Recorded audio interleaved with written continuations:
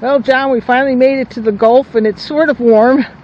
Yeah, here we are on the beach. I can see people have been digging holes in the sand over there. Oh, yeah. Well, gee, isn't this nice? This guy has now decided he's going to dig right by where we are.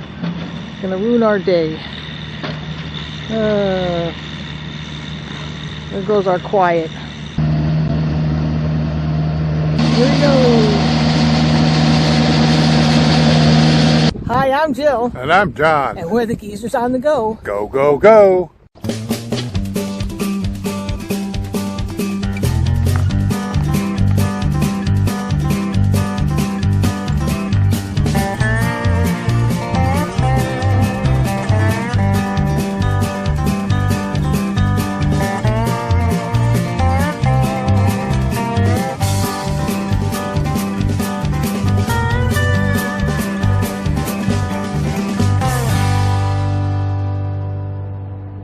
This time we're at Davis Bayou Campground on the Gulf Islands National Seashore in Mississippi. The seashore covers 160 miles all the way from Mississippi to Florida. The park is right down the road from the lovely beach town of Ocean Springs and sits on the picturesque bay across from Biloxi, Mississippi. The campground has 52 sites with water and electric, also cabins, a boat launch, and a fishing pier. There's a nature center in the park too, and lots of trails. We also visited an art museum dedicated to a slightly mad, immensely talented local painter, and took a walk around the Mississippi Vietnam Veterans Memorial. These attractions and more were located in Ocean Springs, a lovely yet kind of overlooked beachside getaway barely 5 miles from the campground. We also went to nearby Shepherd State Park, nestled in the Singing River country, a haunted land of beauty and legendary tragedy.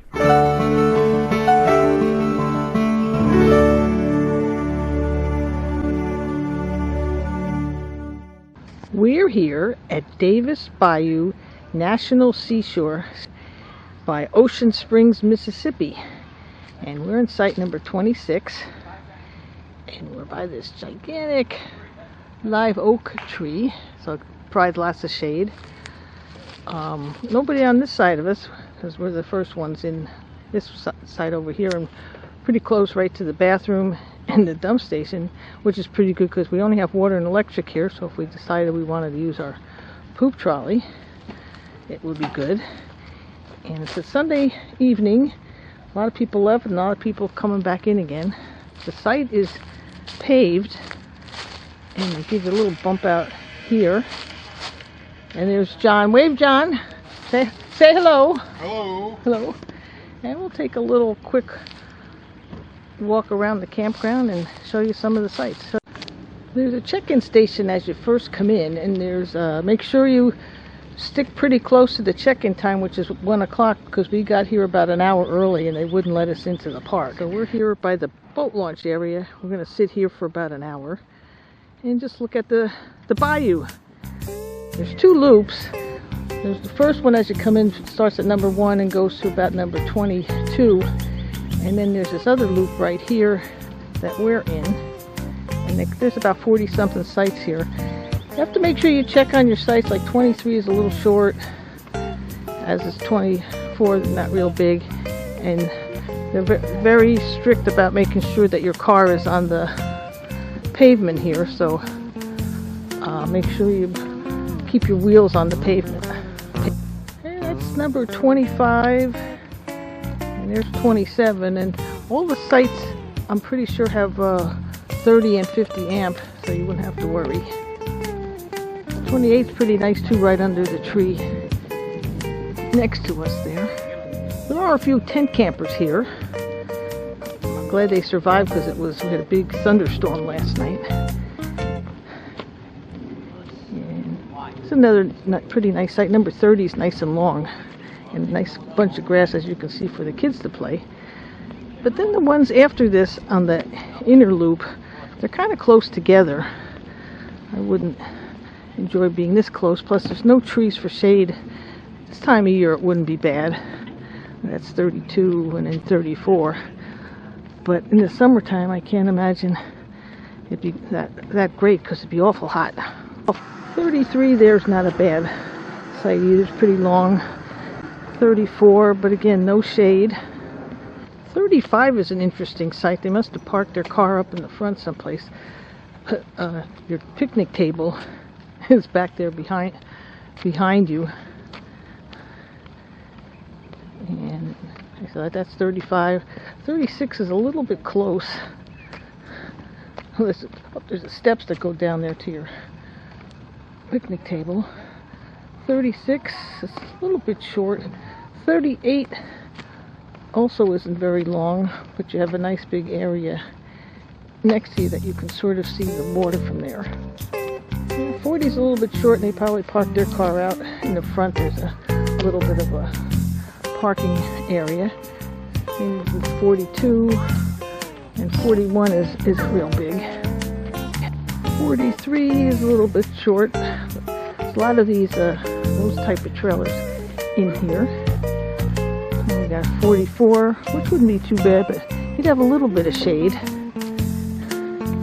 And 45 has a big tree here to be shade, but also again not long. So if you are coming here, make sure you check the size, because there's quite a few sites that should barely fit in. This one's not too bad. 46. He's not pulled back all the way. And that's 48 right there, and 47 looks to be out of commission for right now.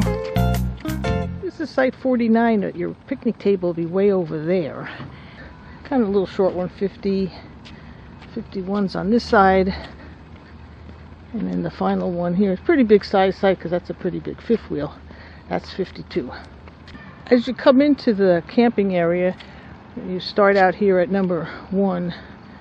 Number 1 actually wouldn't be bad, because you have all that space here if you wanted to be right at the beginning where everybody's going to stop. And the ones over on this side aren't too bad. I think we go from 2, that's number 2. Number 4, the camp house is on the other side. The bathhouse has decent showers in the bathroom, pretty clean, not too bad. And then here's this is site number 5. I said ones over here along the woods are kind of short again. This is number 6. And then we'll go down to that one little loop that's down here. The campground splits off and then starts over here 23, 24, but there's no sign here that tells you when you come in that this is the lower numbers over here, number 7, 8, 9. 9 is a decent sized site, and what I've noticed this time of year, it's still about the middle of March, there are a lot of, I guess, snowbirders here, because just in this loop alone I've seen Wisconsin, Illinois, Ohio, Michigan. This guy happens to be from Florida, number 11. Because it is very, if you are a snowbirder and you are over 65 and you have the National Parks Pass, it only costs you $11 to camp here, which is really cheap. It's pretty cheap, just normal, because it's only about probably a little more than $20 to camp here. It's number 12. That guy's from Montana. Number 13 must have went out for the day, because his little pads are there and his hose is still there. And bicycles, that's 13. 14. And 15, guys from Texas. There's one from Minnesota, number 16. So we have a wide variety of people here. And there's 17. And we'll finish up this loop with number 18, and this guy's from Arizona. 19's a pretty good size site, and there's lots of space next to him. He's got some of his Mardi Gras beads, because that was just this past week. And you have some good space down here. He's from Wisconsin. And then the final couple sites here, 21 and 22. Right by where the boat launch is, if you come around here, there's also a little pavilion there to have a little party or whatever. Right at the top here our 4 cabins. Very colorful. They look kind of nice. I walked up and looked into the windows here, and they're pretty nicely appointed. It has a full kitchen, it has a stove and a refrigerator, and towards the back is some bedrooms. And they must have drove these in and just dropped them, because they actually have wheels underneath, and you're not that far to walk down to the creek down there, or the river, so you could have some fun here. Just a short distance from where the visitor center is up there, you come down here to a nice big bayous area, and there's a fishing pier out down at the end. So we're going to take a walk, see what it looks like.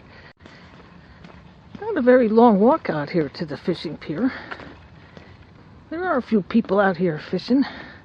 Got all their equipment. And it's kind of a roundish horseshoe shaped fishing pier. And then there's a National Park Service boat over there too, and some other law enforcement boats are docked here. Yeah. By the way it's coming in, it may be a stingray. Oh, I snagged them. That's why. Ooh. We're on the road now that leads in and out of the park, and get a nice view of the bayou here. But they're working on, as you can see, they're working on a boardwalk. Remember that boardwalk they were working on I showed you the other day? Look at it now. They put a metal grate down over the top of it rather than wood. I think actually it's that composite plastic. Is it? Yeah. Well, some sort of a, something. Looks like they're making even more progress on this new walkway. They got railings down almost to the end. We come back again another time. It should all be done.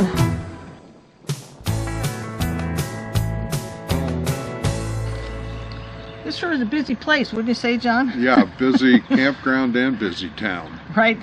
I said people are coming and going here. A lot of snowbirds. Most of the people here are from all different states. Might be because it's cheap.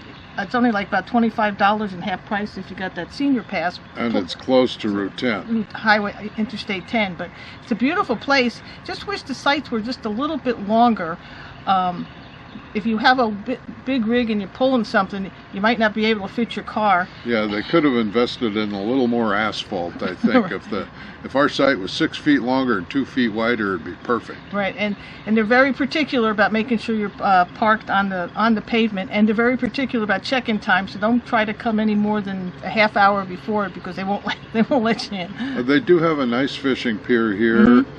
A good boat launch. Right, and there's also a kayak launch, and you go right out into the bayous here. And then if you do have a boat, you can eventually get back out to the Gulf. Yeah, and right, if you go to the beach in It's Ocean Springs. Which is a very busy little town. Right. And they have a nice beach there, and you can sit on the beach and look all the way across Biloxi Bay to Biloxi. Right, and if you wanted to, it would be about 20 miles to go over the bridge to Biloxi or to Gulfport if you wanted to go to more of the actual Gulf beaches. Yeah, where else we had some interesting trips into Ocean Springs. There's a very busy town is Washington Avenue, which has lots of little shops. And then if you go in the other direction, there's a nice Vietnam Memorial Veterans Park, but has little dedication plaques and lots of little things to see. And we found our way to an interesting art museum, right, Jill? Right, that was right in downtown Ocean Springs. It's called the Walter Anderson Museum, and he was a local artist here for almost all through the 1900s, and he just did tremendous amount of artwork and pottery and sculptures. And to call his artwork crazy would be sort of a description of his life. He did spend some time in mental institutions. But his artwork is just beautiful. And one other place real quick we stopped, we just wanted to see, there is another state park near here called Shepherd's State Park, and it has full hookups, and it's another interesting place to stop off. Yeah, we'll take you out and show that to you too. Here at the Walter Anderson Art Museum, and he's supposedly lived on one of the islands here in the bay and did all kinds of cool art. So we're going to go in and see what's in here. Walter Anderson had a very distinctive style with a lot of sort of swirly colors and a lot of wildlife and natural type paintings. But I didn't realize he also developed something called shearwater pottery. And there's some examples of his pottery. Maybe we'll see them someday on the Antiques Roadshow, because he started developing this in the 1930s. It says a lot of this man's work was done while he suffered with mental illness, and he periodically put himself into hospitals and then he would escape. And they used to call him, the mad genius. Anderson did a lot of his art on this Horn Island, which is an island, barrier island off where Davis Bayou is, and you can see his distinct colors and swirls and things that he did while he would stay there for months and months at a time and lived out there. He did a little diary of when he was painting, and one says, from Horn Island on Tuesday, he says, I did a watercolor of the young leaves and then went east to the lagoon where I did some hermit crabs. Then I took a nice walk after supper. This is actually a room that was moved from where he used to paint on one of the islands and moved here as part of the exhibit at this museum.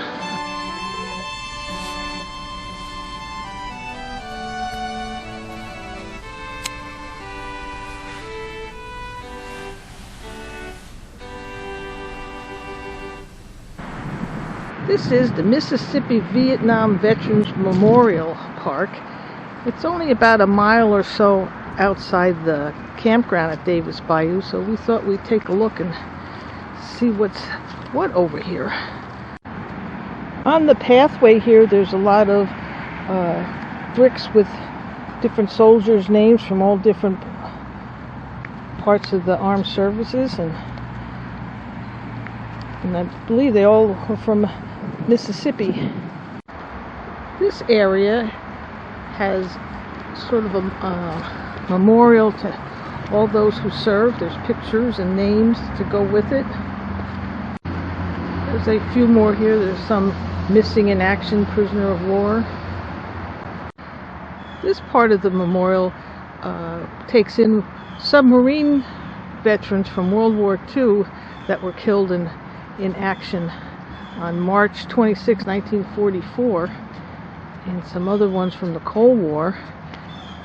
And this is pretty gripping. It says, final orders. It's hereby recognized that the shipmates of those who appear on this pedestal have received their final orders from the Supreme Commander.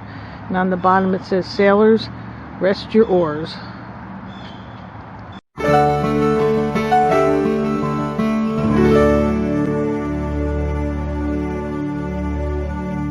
Barely 5 miles from the campground is Ocean Springs and Front Beach. It's on the bay directly across from Biloxi. Well, John, we finally made it to the Gulf, and it's sort of warm. Yeah, here we are on the beach. I can see people have been digging holes in the sand over there. Oh, yeah. Yeah, there's a whole big, long, free stretch of beach here, and that's the bridge that goes over to Biloxi. I almost took a wrong turn and ended up going over it, and there's some birds and looks like there was another pier out there, but it's a nice sandy stretch of beach, and we're going to have a nice day.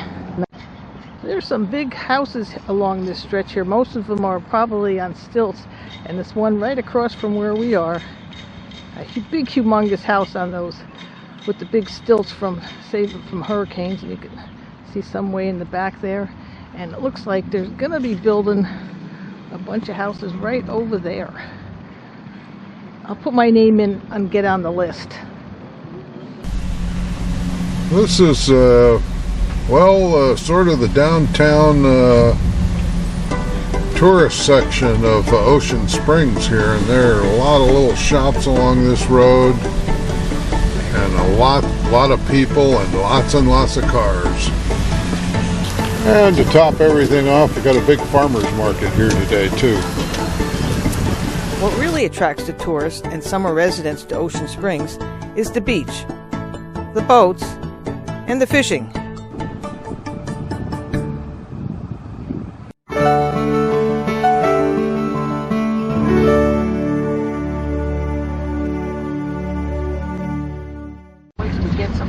We're heading in now to Shepherd State Park in Gautier, Mississippi. It's about, about 10 miles from our campground, or a little more. And we were in the neighborhood, so we just wanted to take a look around and see what it looked like. They're all gravel sites. Those three there, 1, 2, and 3, looked packed in a little bit. The other side of the road had some nice pull-throughs though. And so far, every one I've seen has a full hookup. Number 8 goes back into a fire pit and a picnic table. And number 10, yeah, there's no swim beach here. This is just all bayou over here.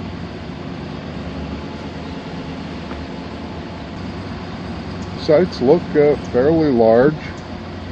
There's some fairly decent sized rigs backed into some of these, and every one I've seen so far is full hookups. Right by the playground area, you walk down here and there's this marsh walk, and it's supposed to be the largest marsh walk in the state. It goes all through the, I guess, marshlands and the bayous back here. There's a rather chilling legend about this area. Before the white man came, it said that members of the Pascagoula Indian tribe linked hands and sang, and then walked to their deaths into the Pascagoula River, rather than be taken captive by another hostile tribe. And that's how it became the Singing River Country. Well, this is pretty cool, and they made it out of metal so it won't deteriorate like some places. And you keep walking and it keeps on going. We could have kept going too, but the time had come to pack up and move on. Thanks for joining us, and as always, we'll see you down the road.